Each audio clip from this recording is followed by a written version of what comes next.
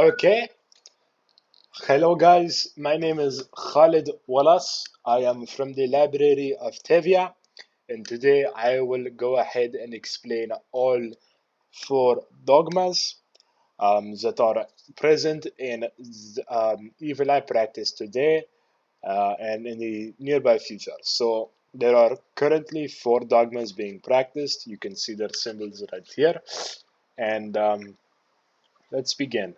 For the uneducated students, what a dogma is, it is essentially an enhancement and a lifestyle to live by during your evil eye enhancement. So, every time you are introduced to awakening your evil eye ability, you must choose one of these four dogmas. So, the most popular one, Yukon dogma. It is centered upon fates of honor, the sword, and less use of evil eye abilities. Enhances strength, dexterity, and vision. It is persevered by mystics of Yukon and practiced by the non-hostile Order of Murad, who is allied to Fatui, which is us. Mastered by Yurvok Yagos the Mighty, and Jokal the Traitor was most fond of this dogma.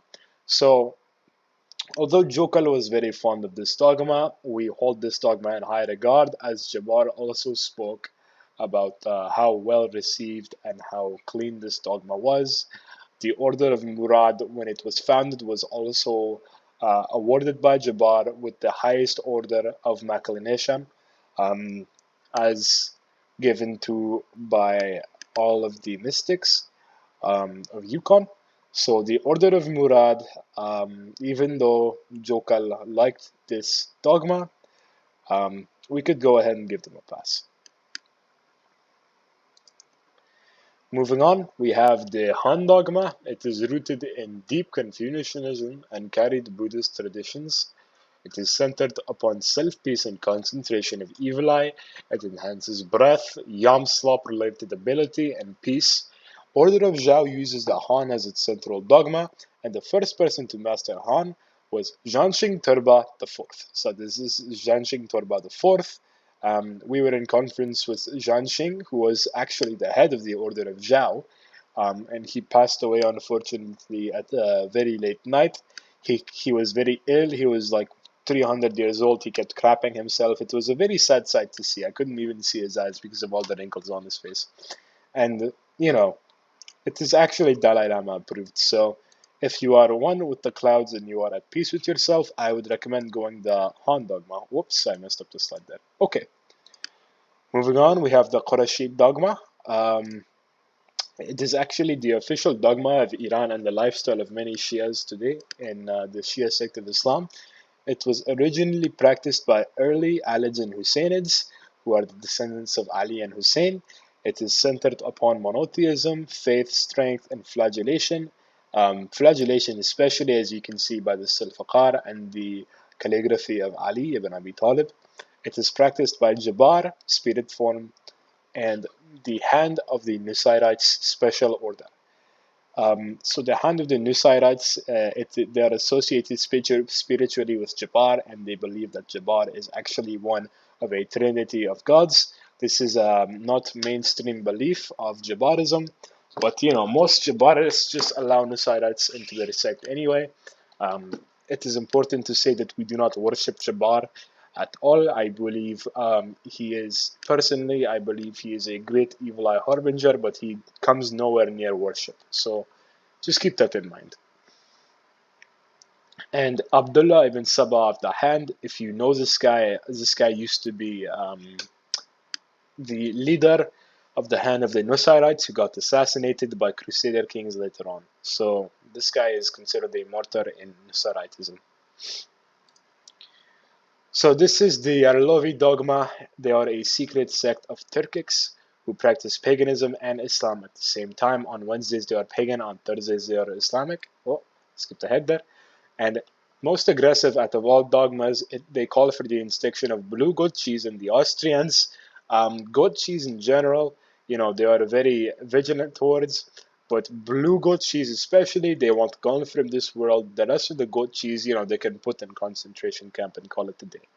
And, especially the Austrians. I'm not sure why, maybe some beef. I'm not sure. But I don't know. You should ask Enver Pasha. He founded the Yarlovi sect of Turks, and he founded this dogma as well. So this also enhances racism and gameplay skills at Rainbow Six Siege. So if you want to become a Rainbow Six Siege pro from the Fatui, you should definitely consider this dogma. It is like what many pros use today. But it also enhances racism, so just keep that in mind. Mastered by Baba Karigar Fatima. Baba Karigar Fatima is basically the greatest Siege player I have ever known. He is a Sens main. He always goes Sens, and he keeps beating my ass at the Rainbow Six Siege. So Baba Karigar, if you are seeing this video on the official Tinge YouTube channel, I say hi to you. Salutations, my good friend. I could never beat you in a 1v1. This is pretty important. I will go ahead and let you read this warning before we go ahead and progress ahead.